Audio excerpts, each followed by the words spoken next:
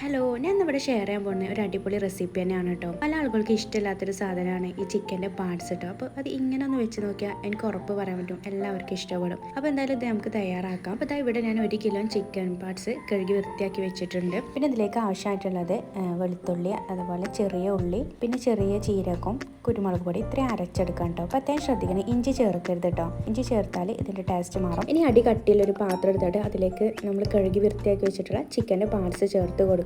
ഇനി അടുത്തതിന് അതിലേക്ക് ചേർത്ത് കൊടുക്കുന്നത് മഞ്ഞൾപ്പൊടിയാണ് കേട്ടോ.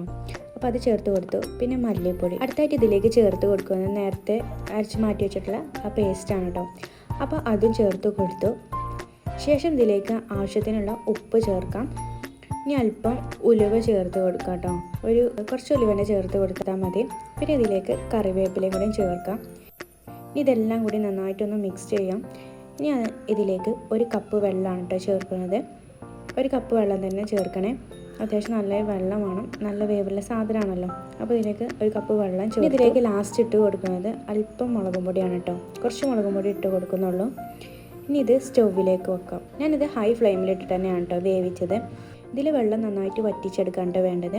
അപ്പോൾ തിളച്ച് വന്നിട്ടുണ്ട്. അപ്പോൾ ഇതൊന്ന് ഇളക്കി കൊടുക്കുകയാണ്. ഇത് വെള്ളം വറ്റി വരുമ്പോൾ ഇടയ്ക്കിടയ്ക്ക് ഇങ്ങനെ ഇളക്കി കൊടുക്കണം. അപ്പോൾ ഏകദേശം കുറച്ച് വറ്റിയിട്ടുണ്ട്. ഇത് പൂർണ്ണമായിട്ട് വറ്റിച്ചെടുക്കണമെങ്കിൽ അങ്ങനെയും ചെയ്യാം. കുറച്ച് ഗ്രേവി ആണെങ്കിൽ അത്ര വറ്റിക്കേണ്ട ആവശ്യമില്ല.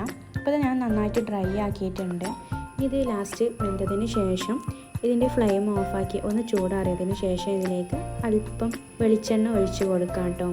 പിന്നെ ലാസ്റ്റ് ഇതിലേക്ക് മല്ലിപ്പൊടിയായി അരിഞ്ഞതും ചേർത്തിട്ടുണ്ട്. നല്ല ടേസ്റ്റി ആയിട്ടുള്ള ചിക്കൻ്റെ പാർട്സ് ഇവിടെ റെഡി ആയിട്ടുണ്ടോ. അടിപൊളിയാണ് കേട്ടോ. ഞാൻ ഉറപ്പ് പറയും, നല്ല ടേസ്റ്റുള്ള റെസിപ്പിയാണിത്. അപ്പോൾ എല്ലാവരും ട്രൈ ചെയ്ത് നോക്കിയിട്ട് കമൻ്റായിട്ട് അറിയിക്കണേ. നിങ്ങൾക്ക് എല്ലാവർക്കും എൻ്റെ വീഡിയോ ഇഷ്ടപ്പെട്ടെന്ന് കരുതുന്നു. എന്തായാലും സബ്സ്ക്രൈബ് ചെയ്യണം. താങ്ക്